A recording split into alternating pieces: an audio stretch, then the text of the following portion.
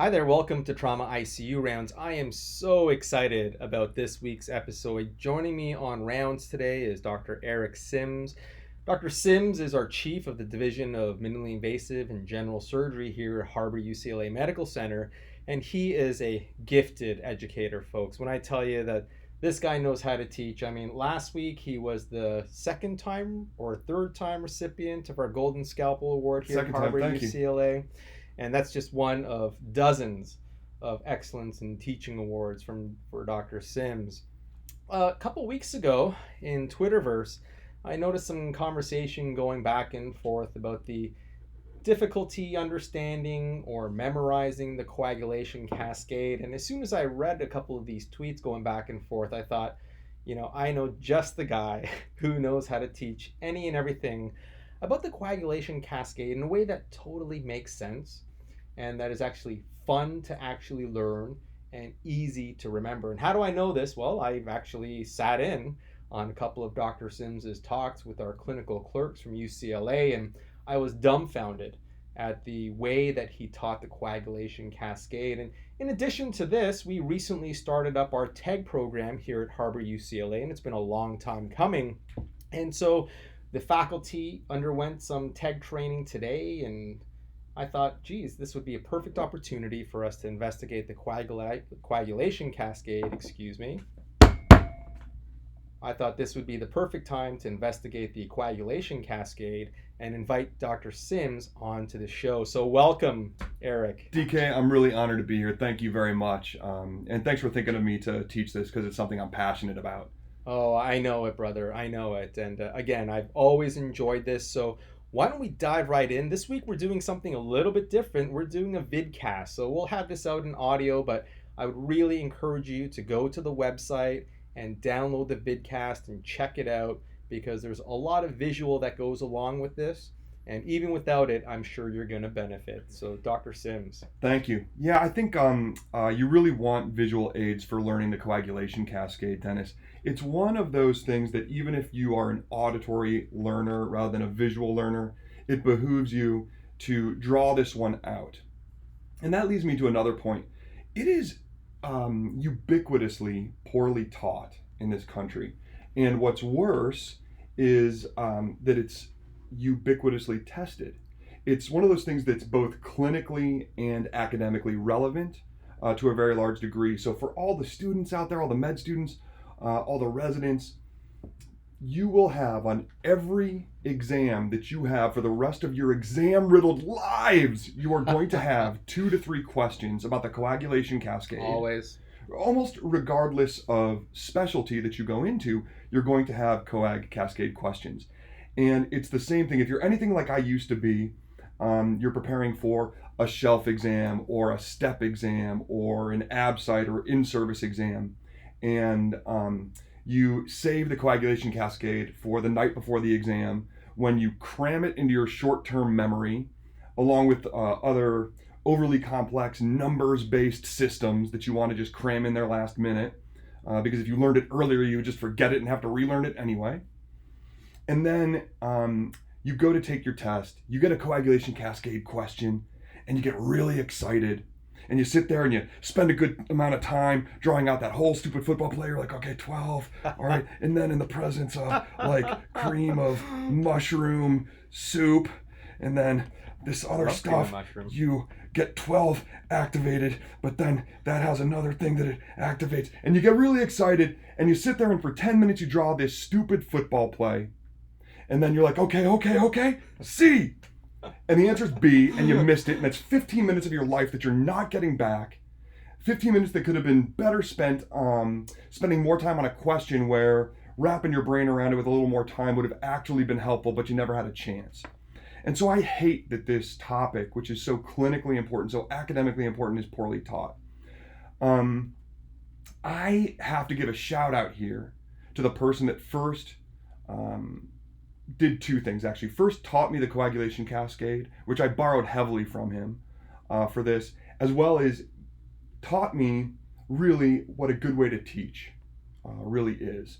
There are a lot of people out there that teach, and when they say that they teach, what they really mean is they present the material, and that's not the same thing as teaching. If you're teaching, you have to have things that make it easier to remember, that allow a mind to grasp a topic. And the coags is perfect. It's so complex that if you just present the material, you might as well just read the chapter on coags. It's not that helpful. So back when I was about to take step 1, there was a guy, and I think it was a Kaplan course that I took, but there was a guy named John Barone, like Baron with an E at the end. John Barone. The guy's a pathologist, and as a matter of fact, I think he went to Cedars-Sinai for his training, and that's also my alma mater for my fellowship. Right. And John Barone was an incredibly gifted teacher, and he's the one that showed me, if you have trouble remembering something, make a mnemonic for it. The dumber it is, the sillier it is, the more vulgar it is, the better you're going to remember it. I love mnemonics. People hate them, but I love them. But they're so critical for these complex topics. And Agreed. Furthermore, he demonstrated this way of teaching the coagulation cascade, and I've taught it hundreds of times since then, and I've built on it and augmented it and tweaked it and added things to it. So it's a little bit different than it was when John Barone taught me, but I have to give him the shout out. He told me, you can teach this, you can show it to other people, but please, give credit where credit is due. So John Barone, if you're out there in radio land, I love you, man. You changed the way that I understand this topic. You changed the way I teach. Thank you, Dr. Barone, and thank you, Dr. Sims. All right, so where do we start? So, the intrinsic pathway, extrinsic pathway, all join into a common thing. We're actually going to start with a series of rules as arbitrary as that stupid little football play that most people try to remember. I love it. So there's 2 things that you're going to do. If you want to take a look at the visual aids here, we're going to show you guys the rules, and then there's going to be a picture. And actually, I'm probably going to draw the picture on a separate page because I really want you guys to understand this. Cool. Don't memorize the rules. These rules are here to help you draw the picture. And I tell you, for those who are listening and who really struggle with the coagulation cascade, if you go home and you draw out this picture 3 times today, maybe 3 times over the weekend, and then maybe once next week, you will have it on lockdown in your brain. And then instead of having to re-memorize it, reinvent the wheel every time you have a test, you'll be able to instead walk right into a test, remember this, not draw out that crazy football play, just picture this little picture in your brain, and you'll get a coagulation cascade question, and no picture drawn, you'll think for 2 seconds and be like, B, and you'll get it right.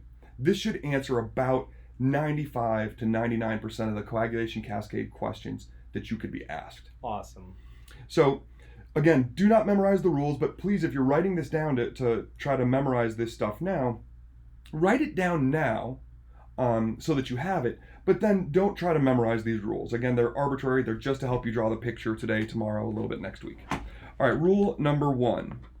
All right. Forget about Roman numerals. All right.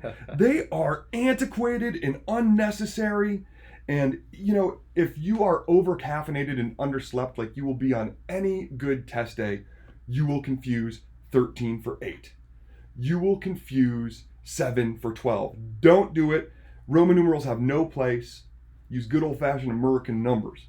Yeah, it's like when I watch Super Bowl and they have all those Roman numerals up there. I can never figure out. Definitely not. I still can't remember what an M or an L is. Right. Good. So just use regular American numbers, no Roman numerals. Rule number 2: forget about this whole thing too. You see this? Oh, here's 9, and then in the presence of let's say calcium and also cream of asparagus soup. We want asparagus this time, DK. It becomes 9 activated. Yeah, great. All of these doggone coagulation factors get activated. They all get activated, and you will never get asked a question on any test about what this crapazoli is. Let me tell you how unimportant this stuff is. With the exception of the 10A complex, which we are going to talk about in a little more detail, but without having to draw this crazy extra arrows and complex stuff, nobody cares what's in here. The guy who discovered what this stuff is doesn't even care about it. Don't use this whole step. Just draw a single number, a single American number. So 9, for example. All right. Next, rule number 3. 3, 4, and 6 do not exist. It even rhymes. Beautiful. These are the names of entities that we used to think were coagulation factors that we subsequently have discovered are either minor cofactors or just ions or don't exist at all. As a matter of fact, one of these, I can't remember if it's 3 or 4, but I'm pretty sure one of these, maybe It's a 4. prion. It's it's calcium. Maybe it's 4. I can't recall exactly. It doesn't matter because you don't need to memorize it. But There the you artist go. formerly known as coagulation factor 4, I believe it's calcium. You don't need to know it. Keep it out of your picture. Keep it out of your brain. Rule number 4, 5, and 8 are cofactors. Now look, somebody asks you, is coagulation factor 5, coagulation factor 8, are those real coagulation proteins? Yes.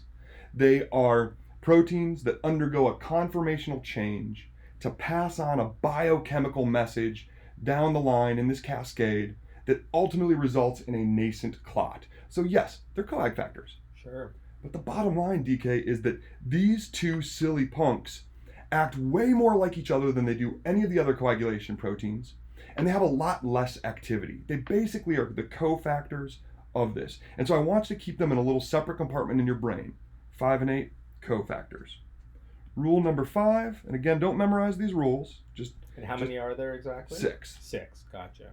Rule number 5 is that 10 is perfect. The perfect 10. Oh yeah. He's perfect. Boys can be perfect 10s too. I mean, just ask me. 10 is perfect. And just like in real life, the perfect 10, he does what he wants. And despite that character flaw, everyone wants to be near him. Oh yeah. Until the age of 40, and then It's all wrote until there. It might even be more like 30, 35. Yeah, around 35. You never really cultivated any personality or any intellect of your own. You just got what you wanted based on your looks. You suffer what's known in psychiatry as the narcissistic insult. It's actually really sad. A lot of therapy. It's really sad. Poor Tim. Yeah. How are those sessions going? Yeah, pretty good. Pretty Great, good. great. Yeah, they say I'm making some breakthroughs. Awesome. Last rule. Keep lucky number 7 down in your pocket. All right. Now look, I know what you're thinking. You're thinking, boy, this Dr. Sims sure likes peyote. These rules should not make any real cards. sense. They're just to help you draw the picture, okay? So now if we draw the picture, they'll start to make a little bit more sense. Again, don't memorize. Just use it to help you here. All right. So if we're going to draw this picture now without all the complex extra arrows, we start at the beginning. Here's 12. Notice we're using American numbers, no Roman numerals here, and we're only using a single number. None of this activation step. They all get activated. Right. Then it goes, and here's the basic trend. You're going to start with big numbers here going towards small numbers here. So from left to right, you go bigger numbers to smaller numbers. And if it doesn't follow that trend, it's going to follow one of those silly rules that we just talked about. Okay? So right now we're starting off at number 12. So do we need to define off the bat this is the extrinsic versus the No, intrinsic we're going to system? get to that in a moment. Awesome. Right now, I want you guys out there to be able to draw the most basic schematic that Love you it. can have in your brain. Because I can never remember. Like it's so I couldn't tough. either until I learned this method All right. and then taught it again and again. Beauty. So 12, the biggest number starts over here. Then it's going to go to 11, right? Then it would go 10, then 9, then 8, right? But 10, that dirty punk, The rules. does what he wants, Right. right? He does what he wants, so that narcissistic punk, he skips around a little. So it goes 9, then 10. Look at that bastard. 12, 11, 9, 10. I mean, what a jerk, right? So 12, 11, 9, 10.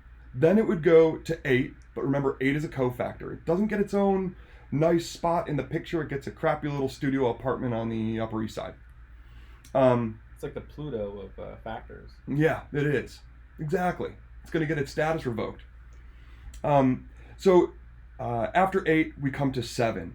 And where does 7 want to be, just like everybody else? 7 wants to be near 10. Absolutely. But lucky number 7, remember the last rule, lucky number 7, you keep down in your pocket. So this is the only one we're going to draw down. It's right next to 10, but it goes down here. Then it would go to 6, but 6 does not exist. Right. It would go to 5, but 5 is a cofactor, doesn't get its own nice spot. It would go to 4, but 4 doesn't exist. It would go to 3, but 3 doesn't exist. Yeah. So it just goes to 2 and then to 1. This silly little super simplistic diagram is the basis for understanding all of the coagulation cascade. Let's put a little bit of kitsch into it to help us remember how this goes now. First, let's add in 8 and 5. Even though they're cofactors, they should have some place in the picture, albeit not their own great spot.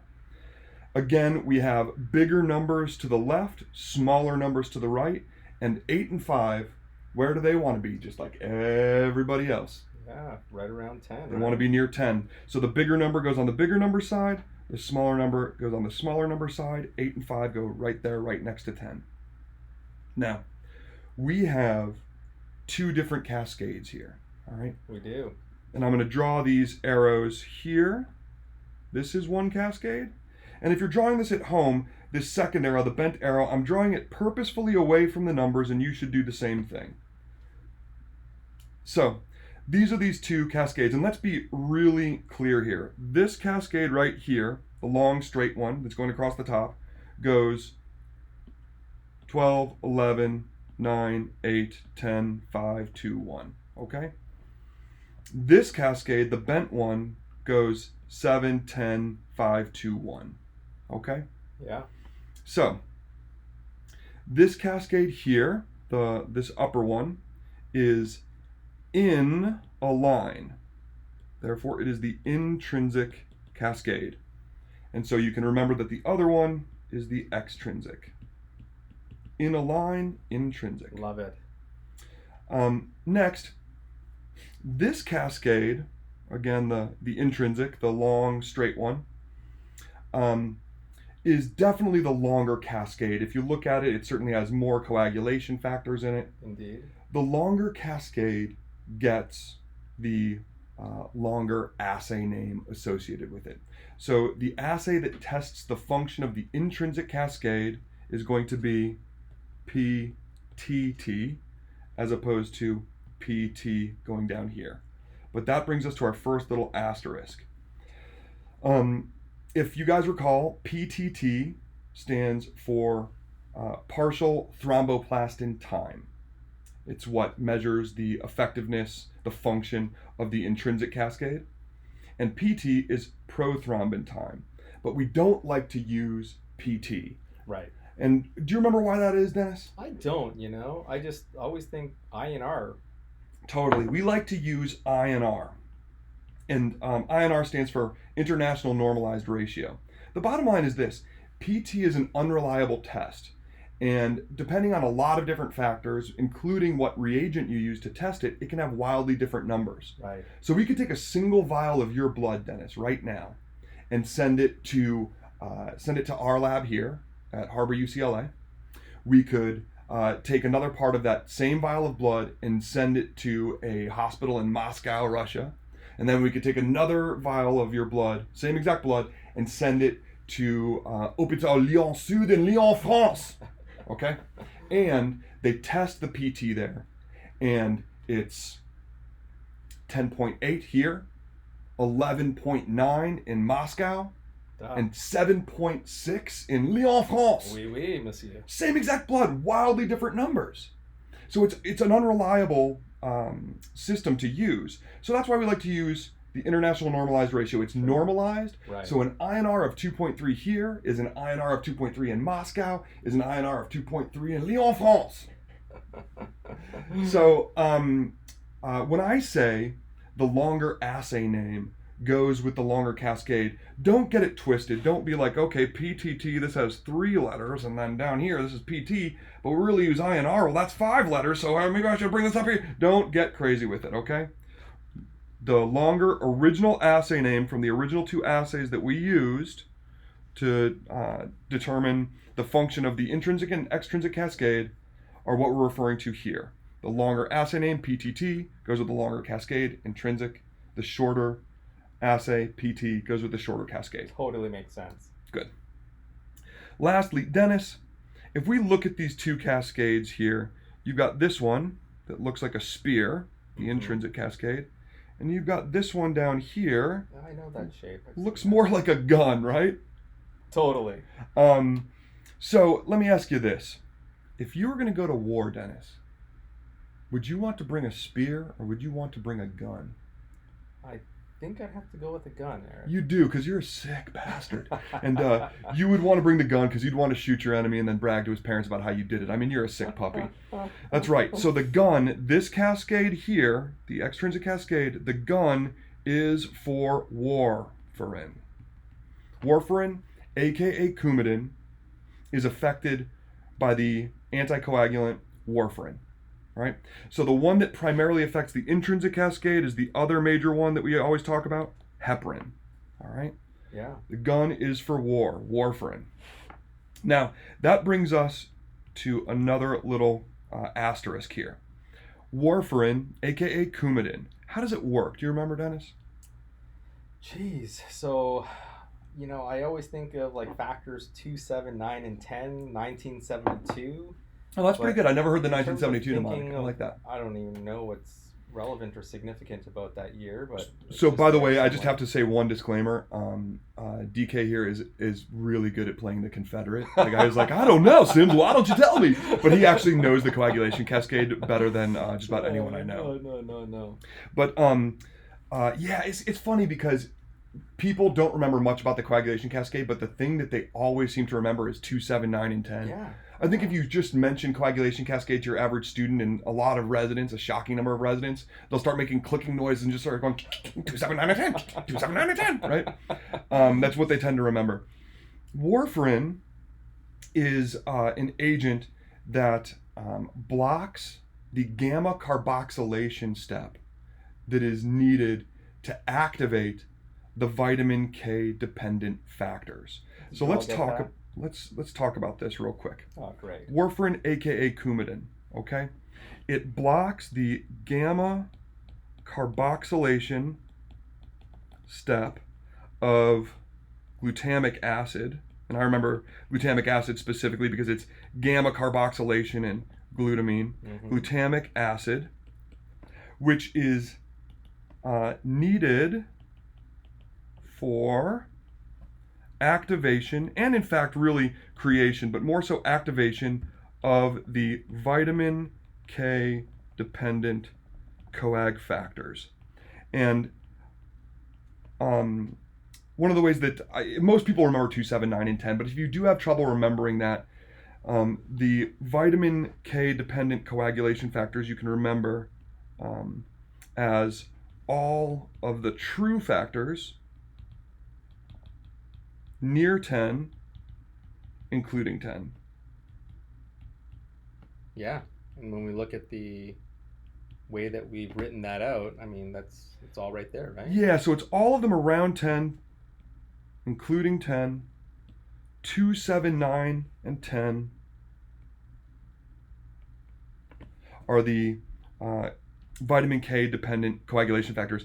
Interestingly enough, vitamin K actually gets its name vitamin K from coagulation. I believe the Dutch word for coagulation is coagulation starting with a K, and that's where vitamin K got its name. There you go. So it's been known for a really long time that this is very intrinsic to coagulation. So a lot of people remember epoxide reductase as the buzzword for warfarin and the vitamin K dependent factors. And that's true. That's actually how warfarin works, is it blocks epoxide reductase, the enzyme's function. But epoxide reductase is not actually the enzyme that does the gamma carboxylation of these coagulation factors to activate them. It's actually kind of like the vitamin K recycler. After the carboxylation enzymes, of which there are multiple, perform their gamma carboxylation step to activate 2, 7, 9, and 10, it's epoxide reductase that recycles the vitamin K to be able to be used again for the coags. Okay. And so if you block that enzyme, you in effect block the creation and activation, primarily activation, of vitamin K dependent factors 2, 7, 9, and 10. Now, this is why this is important, and this is really why we're putting an asterisk here next to warfarin, aka Coumadin. This is very important, and it's very commonly tested because 2, 7, 9, and 10 are not the only things that are vitamin K dependent. And let me just break this down one more second so you can really picture this. Out of all of these factors that are affected by warfarin, you might notice something. We said that warfarin, aka Coumadin, is an extrinsic coagulation, cascade, anticoagulation effector. And that is true. But if you look at it, the only one of the vitamin K dependent coagulation factors that is exclusively in the extrinsic cascade is 7. 2 and 10 are both in the final common pathway, right? 10, 5, 2, 1 is the common pathway between the intrinsic and the extrinsic cascade. It's the final common pathway. So 2 and 10, being in the final common pathway, are also technically in the intrinsic cascade. And 9 is exclusively in the intrinsic cascade. Yeah. So how can we say that warfarin, aka Coumadin, is an extrinsic cascade effector, anticoagulant, if 10 and 2, which it affects, are also in the intrinsic cascade, and 9 is exclusively there? Well, it's because all of these factors, and all these coagulation factors are, of course, proteins, mainly made by the liver. We'll talk about that a little bit later. But like so many other proteins in your body, these are also made by the liver. And they're made with different hepatic enzymes, with different rates of creation. And the one that is the most labile, by far, the one that takes the longest to make by the liver, the one that exists in the smallest number in the circulation, and the one that craps out first when you attack it, by far, is 7. 7 is a very labile factor, which is why Novo 7 is so expensive, because they know it. Good old recombinant activator factor 7. Totally. So if you give somebody Coumadin, yes, you will decrease the amount of 2, 10, and 9 that's created in circulation. But the first one to crap out to a critical degree where it becomes clinically relevant and does it way faster than 2, 10, or 9 is labile factor 7. First one to crap out. So let's talk about what makes warfarin special and why they love to ask about it on shelf exams and why they love to ask about it on step exams. Fantastic. If you look at what else is vitamin K dependent, it's not just 2, 7, 9, and 10. It's also 2 proteins. What are those proteins, Dennis? Jeez. So when we're thinking other factors, I think of like factor 13. Is that like a protein, or what is that? Factor 13 is a protein, and in fact, it's another coagulation protein, just like all these other numbered ones. But that's not the one we're talking about. What we're here talking about, and I know you know, is protein C and protein S. Oh, my friends. Okay. These proteins, also made by the liver, are very special proteins in the human body and are also vitamin K dependent. Do you remember what protein C and protein S does? Yeah, so the way I always think about it is if they're deficient, people are prone to clot. And so in that way, when we think about protein C and S, it's something that has more of an anticoagulant effect on the endothelium. Excellent. So protein C and protein S, it's really protein C. Protein C has almost all of the activity, which is why in the trauma literature, I know you know, Dennis, we're always talking about APC, activated protein C, right? Yeah. It's by far the more important protein. Protein S is basically a cofactor for protein C. Protein C has most of the activity. Protein S is like, and I helped. So I like to think about this as Batman and Robin. This was honestly, DK, you're gonna laugh at me, but this is the only way I could remember protein C and protein S and their role in coagulation and why they're important to understanding warfarin, aka Coumadin. Protein C, obviously, as the more active one, is Batman, and protein S, the little helper, is Robin. So are we talking like Adam West Batman, or no? We're gonna go a little bit later. Or like George Clooney. With no, the, keep the going. nips. Keep going. The only good Batman movies. The only good Bale. ones. Christian Bale. The only Batman movies that matter, right? Of course. So, Um, and if you remember, I want to say it was the second Batman movie, not Batman Begins, but Rise of the Dark Knight. Dark Knight. Dark Knight Rises. That's it, right? At the beginning, Batman is running around in that big parking garage, and I think he's chasing the Scarecrow. He's trying to get the Scarecrow. Yeah. But there are all these people, just civilians, that have dressed up like Batman, and they're also there trying to get this guy, right? And at the end of the scene, Batman, of course, has the Scarecrow tied up, but he also has all these guys dressed up like him tied up, right? And that one guy is like, "What makes you different? You so special." Yeah, what makes you different than us? And Batman goes, "I'm not wearing hockey pants." Right? Yeah. It's such a great scene, right? And that's because Batman hates posers. Totally. Hates posers. So here we go. Batman, Protein C, and his little buddy, Protein S, hate posers. And so those two cofactors, 5 and 8, acting like big boy, actual coagulation proteins, when they're just little cofactors, they get broken off on their inseam by Batman and Robin. 5 and 8, these little cofactors, get broken down by Batman and Robin. 5 and 8, the posers, right? Batman hates them. So Protein C and Protein S break down factors 5 and 8. And look at how beautiful the human body is, man. I mean, this is really incredible. You've got these two cascades. You've got the extrinsic cascade and the intrinsic cascade.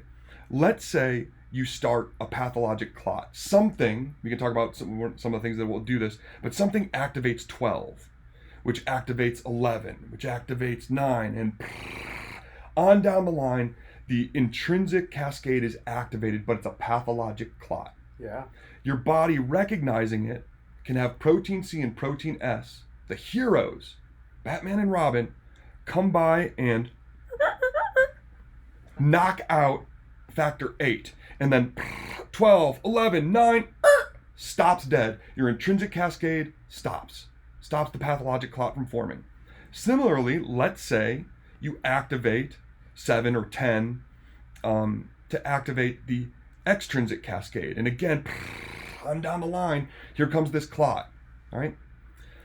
Well, Protein C and S, Batman and Robin can wipe out factor 5 and 7 to 10 to stop. Yeah. Clot good, too much clot, bad Not thing, good, right? right? Yeah. So Batman and Robin, Protein C and Protein S, are the heroes of the coagulation system, preventing you from making these pathologic clots.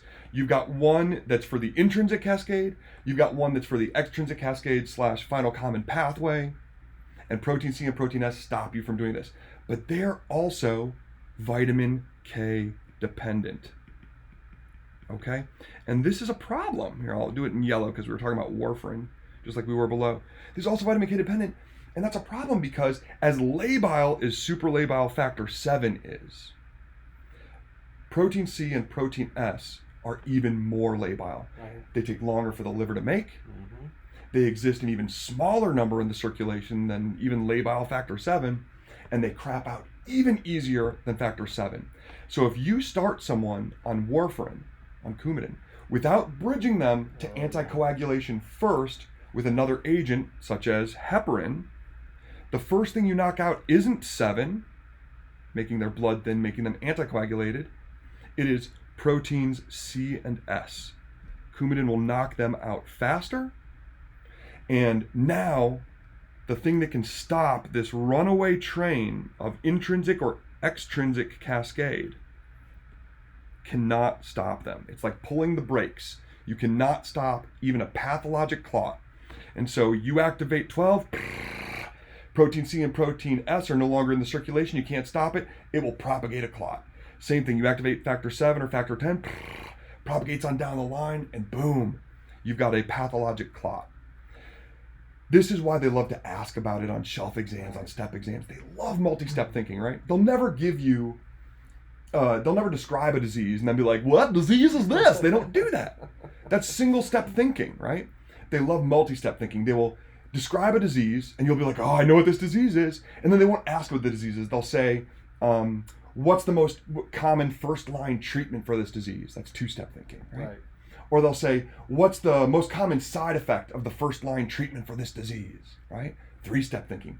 So they love it. So if you know that warfarin blocks the gamma carboxylation of the vitamin K dependent coagulation factors 2, 7, 9, and 10, thereby preventing their creation, but mainly activation, to thin the blood, to make you anticoagulated, but that protein C and protein S, which are also vitamin K dependent, will crap out earlier, and that will make you hypercoagulable by not allowing you to stop a runaway cascade at factor 8 or at factor 5. You have multiple steps of knowledge about this, which is why they love to ask about it. Right. And the disease process that they'll usually ask about for this is, of course, everyone remembers this, but they usually don't remember the mechanism. It's warfarin-induced skin necrosis, right? And so for whatever reason, if you form a pathologic clot, if you can't pull the brakes by knocking out factor 8 or knocking out factor 5 with protein C or S, when you make those pathologic clots, they tend to form in small blood vessels first. Sure. And where are the smallest and most labile blood vessels in the human body? It's in the skin. A lot of people say it's in the kidneys, and you're right. And you actually can see some renal dysfunction with hypercoagulability associated with protein C and protein S deficiency.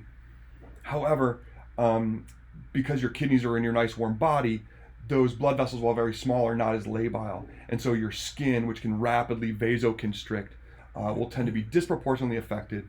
I still remember on my self-exam, the last coagulation cascade question that I've missed was this question. And that's why I'm spending so much time on this. They showed me a picture of just a torso, and there were these kind of blackish, grayish, sloughing areas on the extremities, the upper extremities, and a little bit on the torso.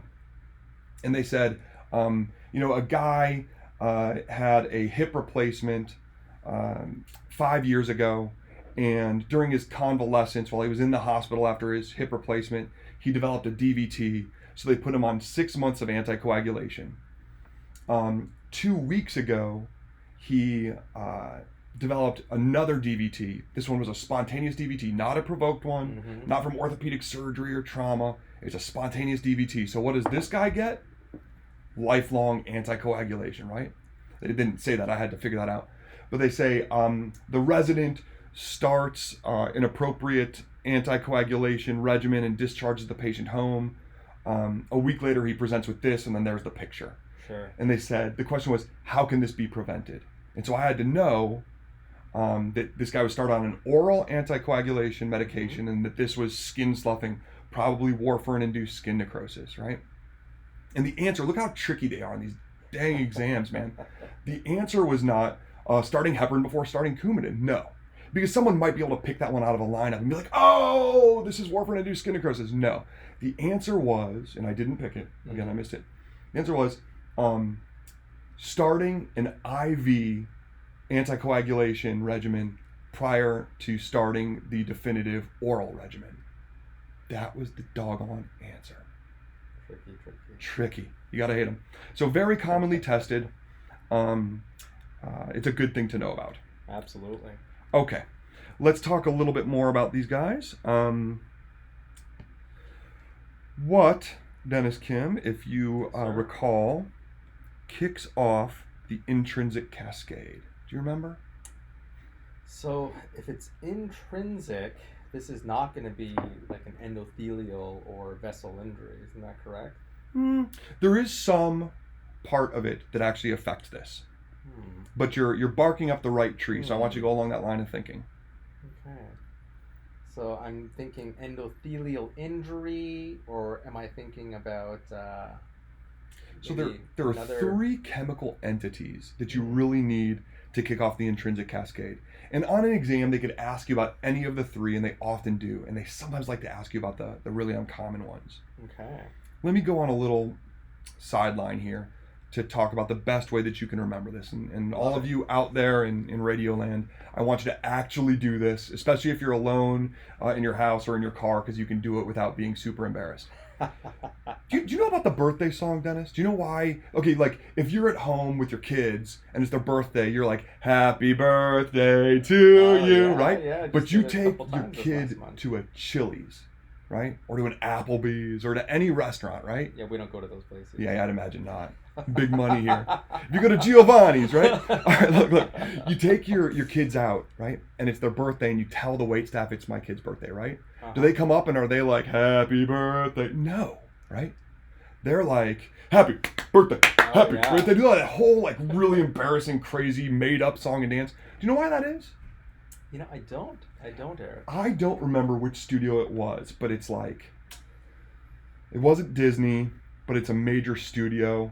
I want to say it's like Columbia Studios or something like that. One of the major studios out there bought the rights to the happy birthday song. Oh, bastards. Can you believe it? Right? And so if you sing happy birthday as a professional entity, right? If you own a franchise and you sing happy birthday in your restaurant, you can be sued because it's copyrighted. Oh, Lord. And it's awful. It's ridiculous. I think that copyright might be up, and I don't know if it was renewed, so I think you can actually start singing happy birthday in a restaurant now. But anyway, I bring this up because the birthday song is so important. We as Americans, we don't have many traditions, right? Like, I'm half Ukrainian. I've got a lot of Ukrainian traditions, but me as an American, I don't have that many. What do we have? We got like the 7th inning stretch, right? Maybe there's an American tradition, right? We don't have many traditions. So even though it's embarrassing for all parties involved when you sing happy birthday, it's embarrassing for you when you're singing, it's embarrassing for the person that's being sung to. Oh, yeah, I'd always get flushed, feel warm. Oh, totally, dude. And even if you're sitting in a restaurant and it's not at your table, it's at the table next to you, you get like a residual, like weird sort of embarrassment just from being near it, right? You're like, ugh, you're a little ooged out, right? I know. We've all had that feeling. But it's still important to do it. Of course. And so even though it's embarrassing, you have to sing the happy birthday song. Yep. Because it's an American tradition and we don't have many. You got to hold on to it.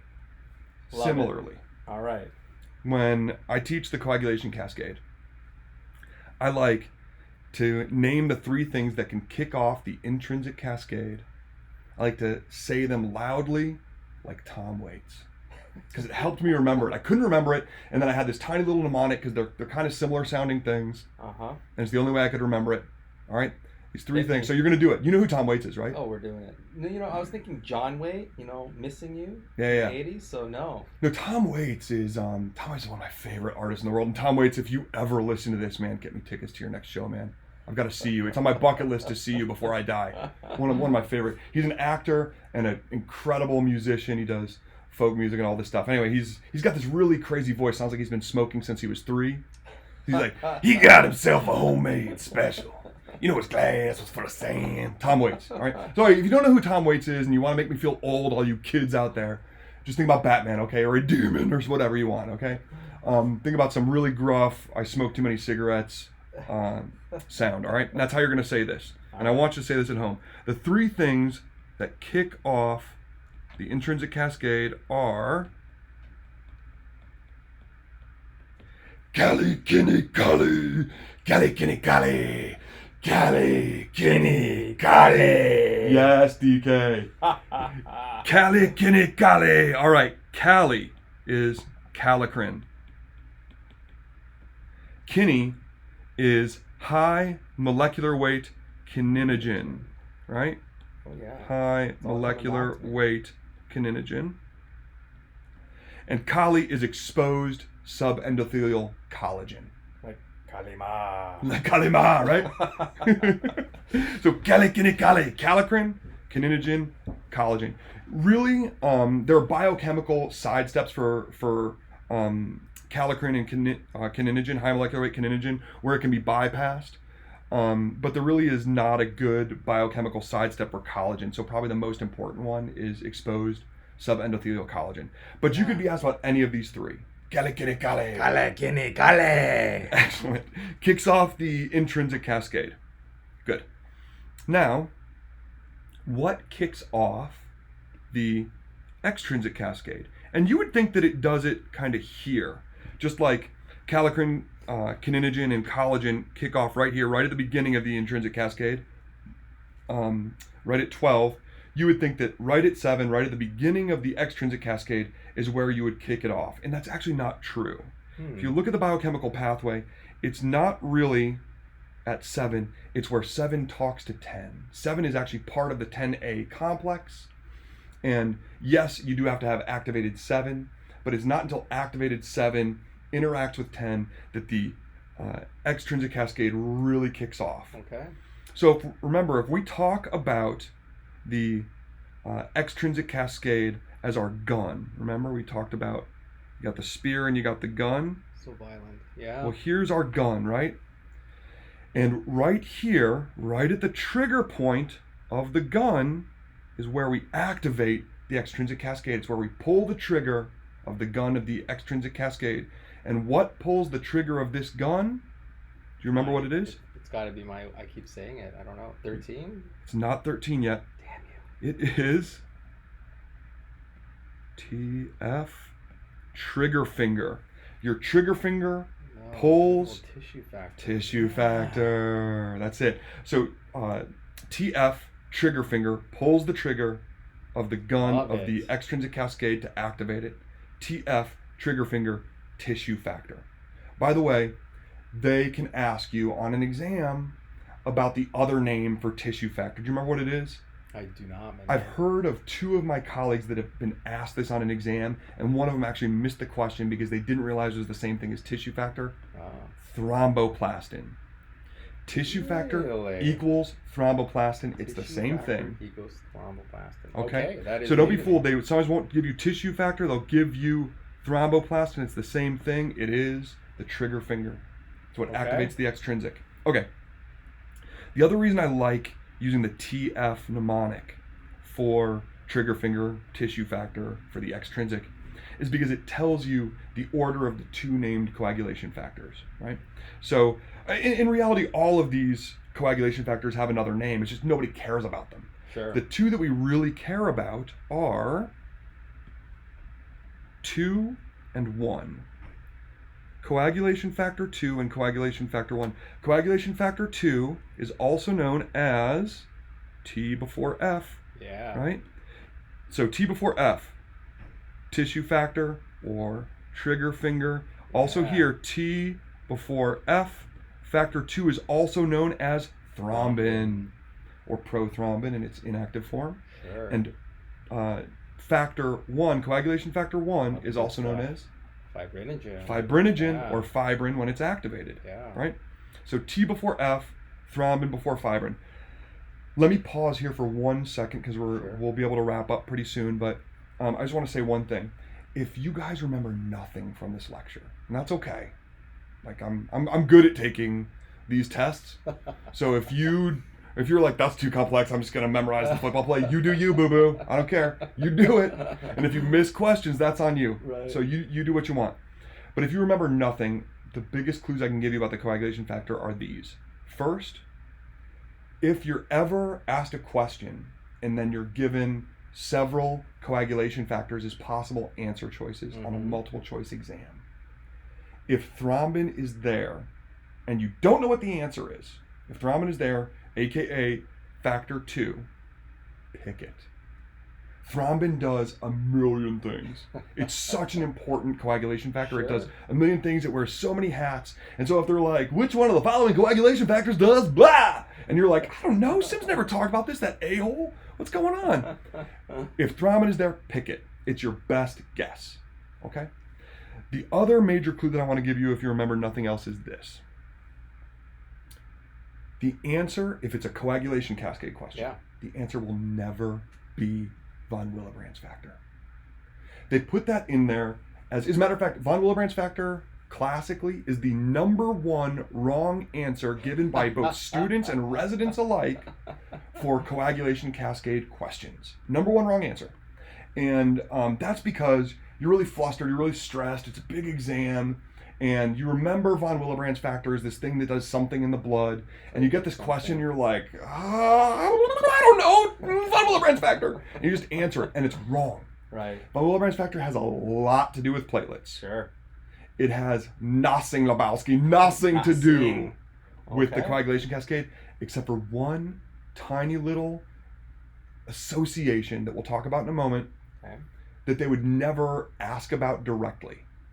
So if you get a coagulation cascade question, you don't know the answer, whatever you do, don't pick von Willebrand's factor. It will be wrong. Okay? All right. We'll get to that last little association about it in a moment, but let me ask you the last question, and now you can finally say it, Dennis. Oh, yeah. What is it? Factor 13, man. Factor 13, brother. You are correct. So the question that I'm going to ask is this.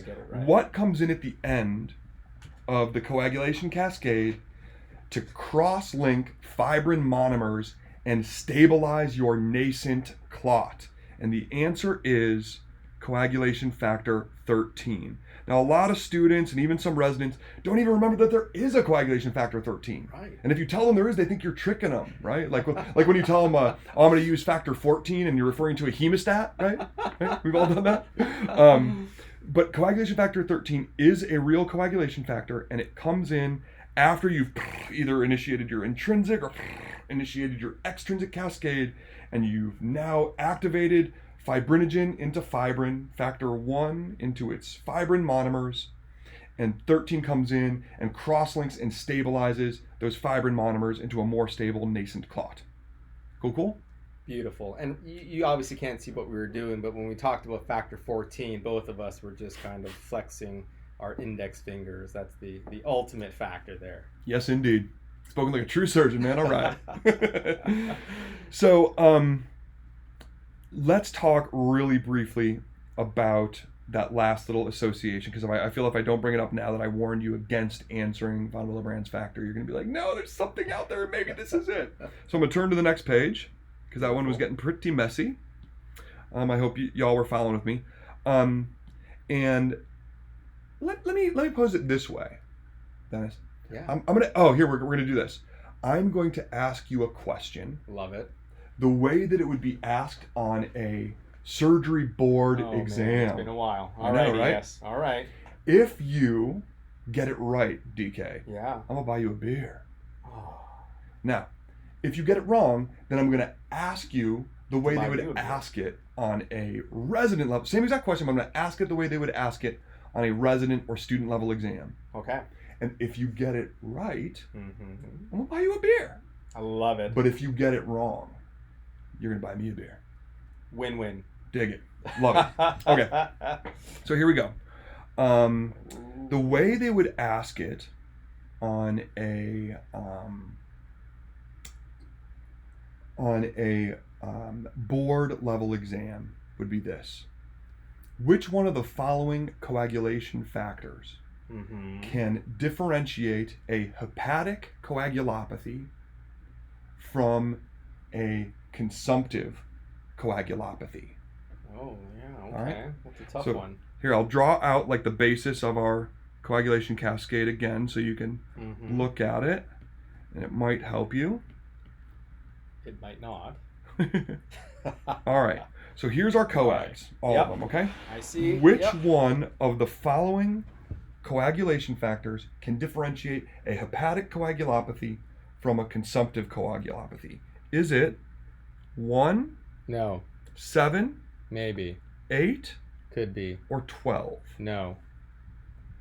Well, let's think about this. I mean, 1 is in the common pathway. It's the final thing. So I don't think that, whether it's a consumptive or hepatic etiology, that should make a difference. Now, 12 is exclusive to one pathway, and 7 is exclusive to the other. And then 8's kind of hanging out there as a cofactor.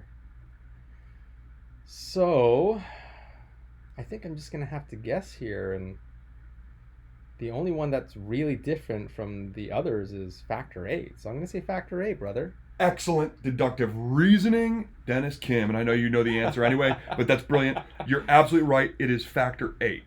Now, for everybody out there in Radioland, here's the way they would ask it on a resident or student level exam, and that is, which one of the following coagulation factors is not made by the liver, right? And the answer is factor 8. Right. All of these coagulation proteins are made by the liver, except for factor 8, right? And where is factor 8 made? Draw this little picture to help you guys remember. Hopefully, like, why is he drawing a log? That's a weird thing to draw. It's not a log, people. What is this? This is a blood vessel, okay? Here's your Very nice blood vessel. It's like 3D. Thanks. Yeah. So all of these coagulation factors, 12, 11, 9, 10, 5, 2, 1, 7, all of them, even protein C and S, are made in the liver, like so many of the proteins in our body. Factor VIII is not made in the liver.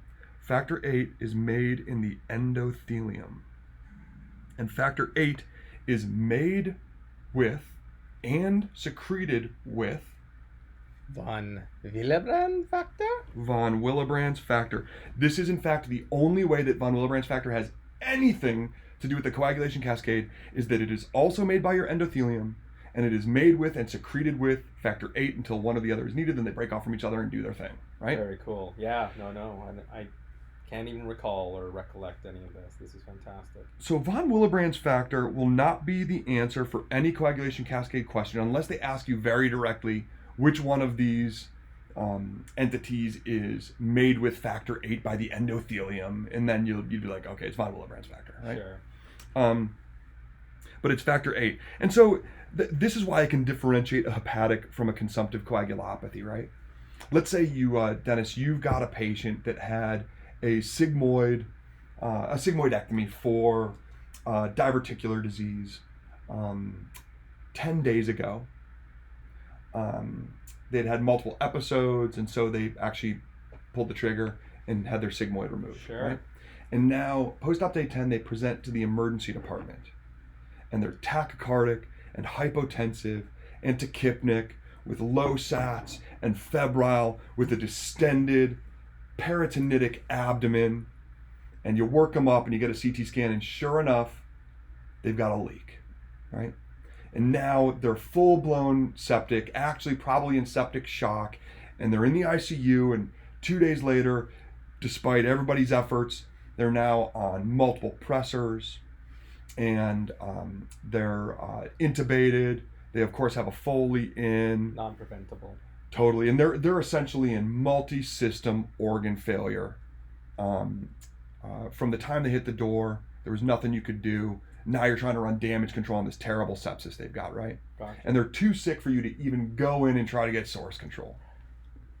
And you talk to your ICU nurse, and they're like, hey, I ordered those labs you wanted me to order, and I took many sticks because they're on pressors, and I couldn't pull it from the central line.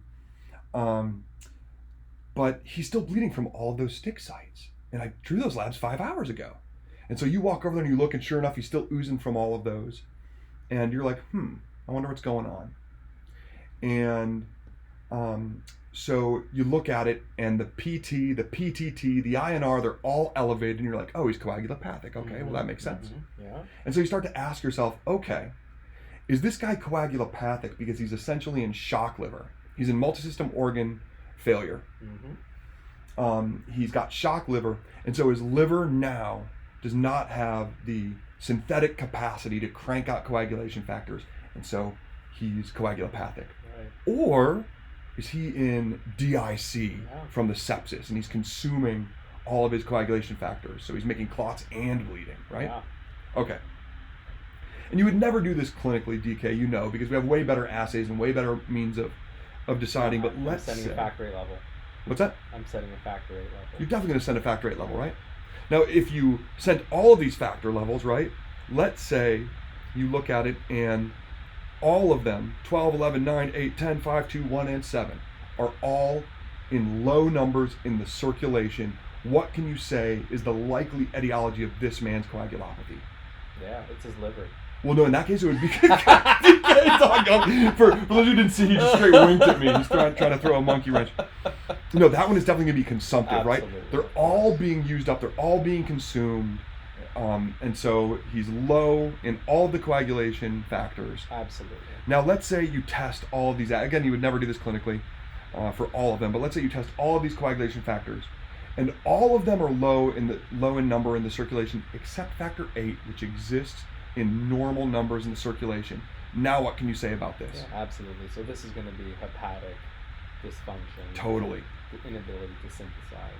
Yeah. Excellent. The liver is sick. The liver lost its synthetic capacity. It can't make any of those coagulation factors, but you still have an intact endothelium, and that perfectly intact endothelium is still able to crank out factor 8, so you've got it in normal numbers in the circulation. Mhm. Okay? Yeah. So factor 8 is what can differentiate hepatic from other types of, other etiologies of coagulopathy. I think it's important to say. Absolutely. Yeah. No, I mean, that all is so clear. I mean, once you put it to paper or put it to the iPad and take us through this ES, it's incredible. Well, Dennis, I think that's about it. That should get you through about 95% of the coagulation cascade questions you could be asked on an exam. And this really covers largely resident level exams as well. Oh yeah, absolutely, and fellow and attending as well. I gotta say, this is maybe my third time sort of going through this talk with you, and I tell you, every single time I listen to you and interact with you, because Dr. Sims' sessions are always so interactive, I learn something new. Well, thank you.